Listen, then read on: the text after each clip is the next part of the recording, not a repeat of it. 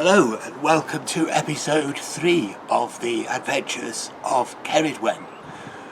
The title of this episode is The Search Begins. Ceridwen woke up with a start as soon as the robin began its morning song. Was it true, she thought to herself, or was it just a nightmare? But sadly, when she wandered out of the barn, there were no other animals there to greet her.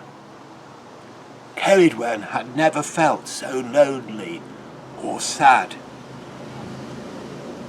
Poor Ceridwen had no idea where her family had gone. One thing she knew for sure was that they were no longer at Ferm Gwen, and without her family, the farm was no longer her home. It was time to move on. Ceridwen remembered what she had learnt from her friend Stella the hare.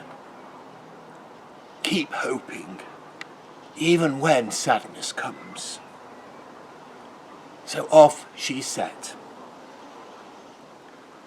But at the end of the drive was a cattle grid. "Oh, there's no way I can cross that," she said to herself. It seemed as if her journey was over before it had even begun. Luckily for her, Alan was sauntering by just at that moment.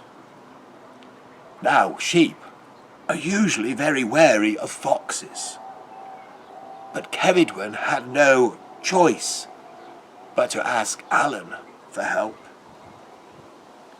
"How is it," she said, "that you can cross the cattle grid and I can't?" Which is not the politest way to ask for help, don't you think? But it seemed to work, because Alan began pushing a piece of wood along the ground with his muzzle. "How's that going to help?"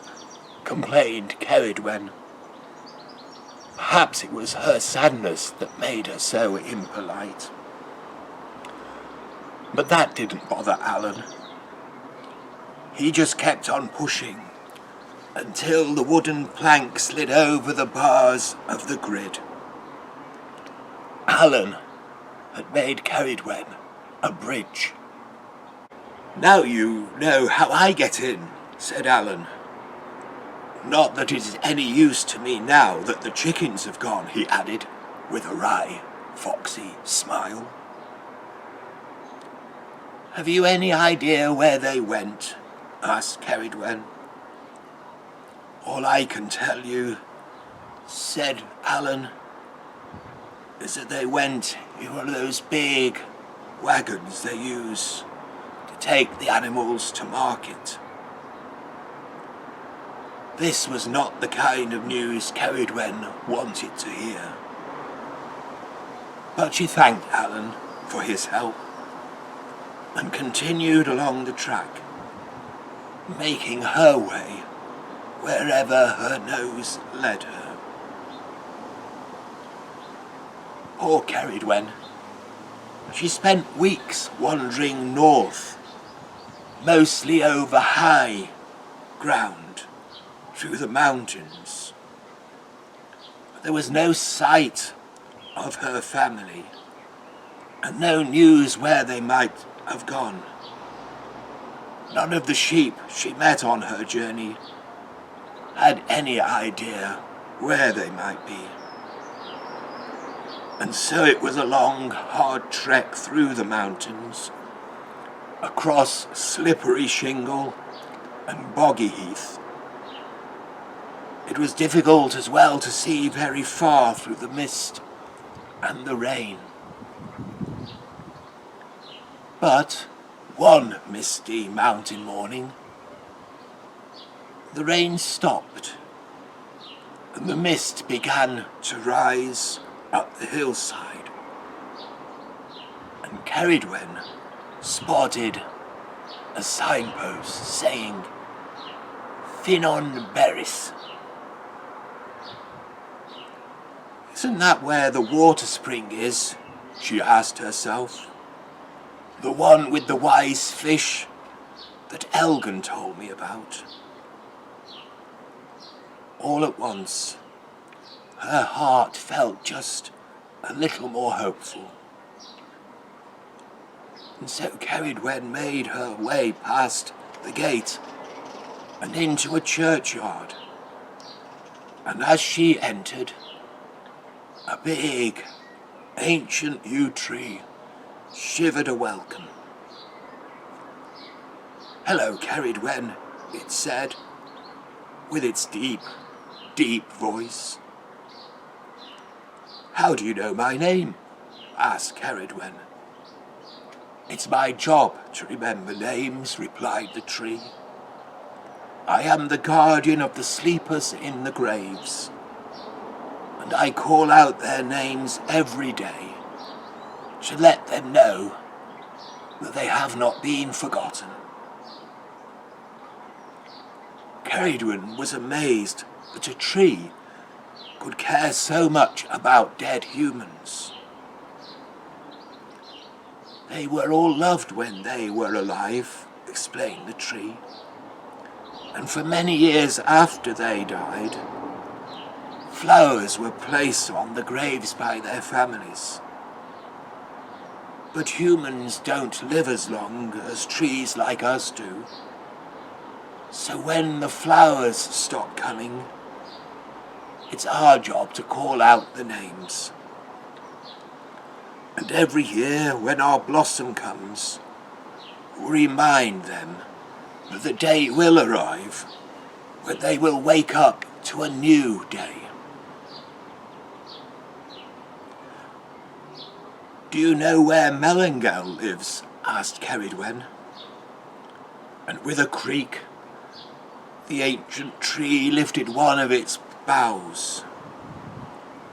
"Just over there," he said, pointing his branch beyond the church. At first sight, the spring seemed nothing special. Just a rough stone wall set in the shadow of a rocky outcrop. But Ceridwen edged her way through a rusty iron gate left ajar by the last visitor.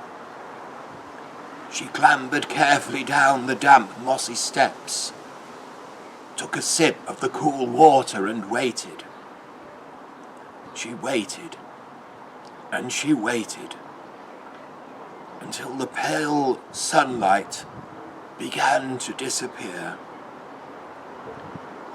Ceridwen was just about ready to leave when up popped Melangel. "Hello," came her gentle, small voice.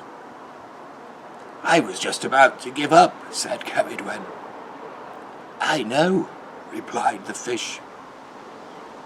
"Do you mean that you knew I was waiting and didn't show?" "That's right." "That's a mean thing to do," said Ceridwen. "Not when learning to wait can help you to find what you're looking for," replied the fish. Ceridwen began to see that Melangel might be a wise fish after all. "I'm looking for my family," she explained. "I think they might have been taken to the market." Melangel slipped beneath the surface of the well. She was gone for quite some time. In fact, she was gone so long that Ceridwen fell asleep. And for once she was asleep before she had a chance to think back through the day and thank the night sky. But that didn't stop her from remembering the journey she had made. And so as she slept, she dreamt another poem. The next day was much brighter than all the other days of her journey. It was warmer too. It seemed that spring had finally arrived. And yes, the daffodils were bobbing their bright yellow heads among the gravestones. "Morning," said the same gentle small voice she had heard before she went to sleep.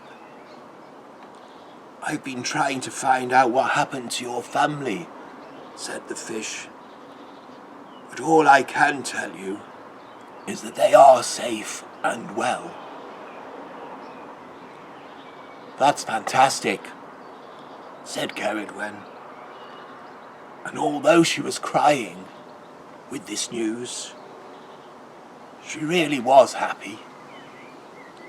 Or perhaps happy, sad, because she still wanted to be with her family. "My advice," said Melangel, "is to keep on searching for what your heart wants. Don't give up now." "That's right," said Ceridwen. "I have some more searching to do. But if the search helps me to become wise like you, it will be worth every step." And with that, Ceridwen said goodbye to the fish, to the spring water in the well, and to the yew trees. "Tell the dead people I will remember them too," she promised, as she went on her way. So, Ceridwen's made a little bit of progress in her search and had some encouraging news. But before she had that news, she had another dream, did she not? While she was waiting for the fish to come back. And her dream was a poem. So the invitation, as always, to you is to think about the journey to that point. The long, hard journey over the mountains, the misty mountains, the conversation with the yew tree, in the graveyard, and then waiting for something to happen. Perhaps those things came to her in her dream and in her poem. And perhaps you could write that poem for her. And so until the next time, the next episode, thank you for listening.